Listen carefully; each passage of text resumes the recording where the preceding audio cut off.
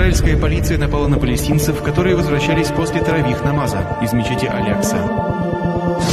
Мечеть Аль-Акса будет стоять до самого судного дня. Она всегда будет принадлежать мусульманам. В первый день месяца Рамадан израильские военные силы обрезали 5 громкоговорителей в мечети Аль-Акса, не дав прочитать азан на вечернюю молитву.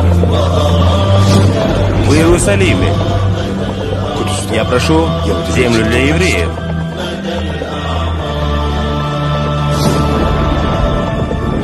Я и горсти земли не продам. Народ завоевал эти земли кровью. Я не позволю построить в Палестине государство. Убирайся, несчастный.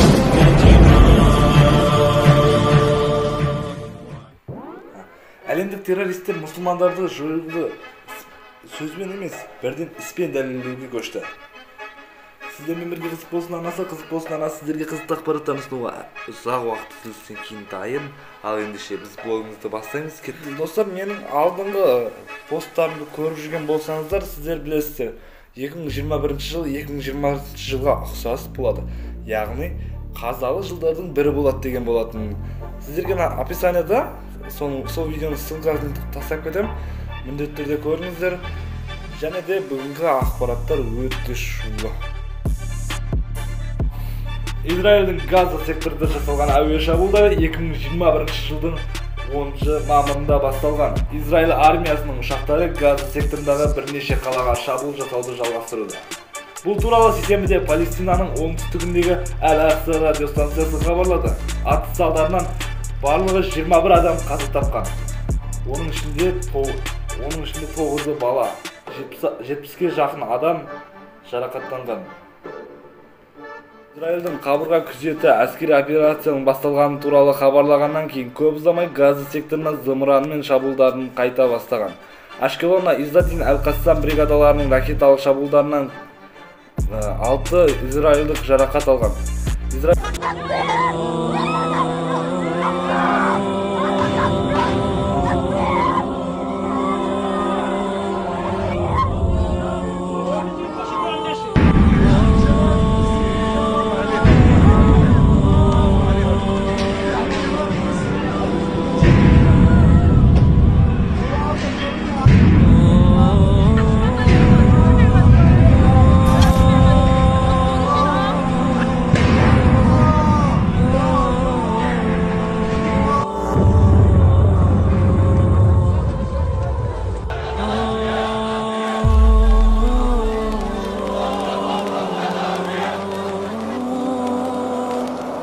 Иерусалим мен Палестина қалаларындағы қарулы қақтығыстардың негізгі себептерін айтайық. Негізгі себептері ол сионизация. Сионизация деген ол мыңдаған жылдар бойы Иерусалимде әртүрлі халықтар мен діндердің бірге өмір сүру тарихын өшіруге тырысу. Яғни Иерусалимде және де Палестина қалаларында тек еврейлер ғана тұру керек деген заң шығарылу керек, және де сол заңға әрекет жасалып жатыр. Бұл хабарды естіген мұсылмандар әрине тыныш қарап отырған жоқ. Түркия президенті Реджеп Тайип Ердоған былай жолдау жасады. Şu hainliği görüyor musunuz? Bu İsrail terör devletidir, terör!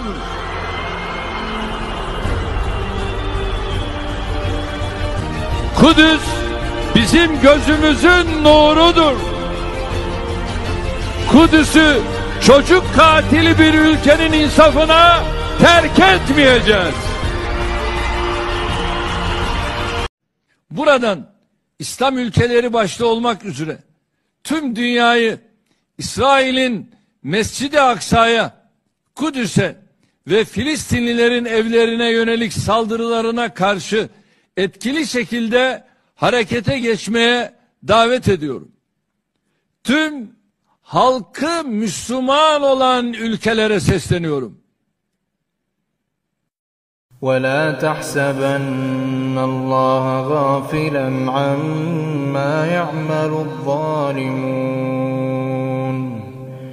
إنما يؤخرهم ليوم تشخص فيه الأبصار مهطعين مقنعي رؤوسهم لا يرتد إليهم طرفهم وأفئدتهم هواء وأنذر الناس يوم يأتيهم العذاب. Nazarlarınıza çok rahmet dostlar. Sizlerle birge kızık bolsun anası, kızık bolsun anası sizlerle kızık akbaratlarını sunuğa her kaşangıday dayın. Alda tağı da kızıkты нер кылат, атнет.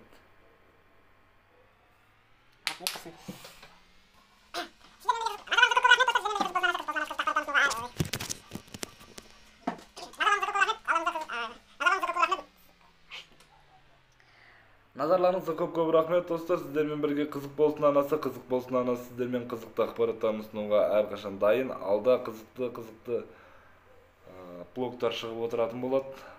Бул хабардан күнделиктүү хабар жеткизүүгө тырысам. Назарларыңыз бизде болсун. Ал эндише кеттик.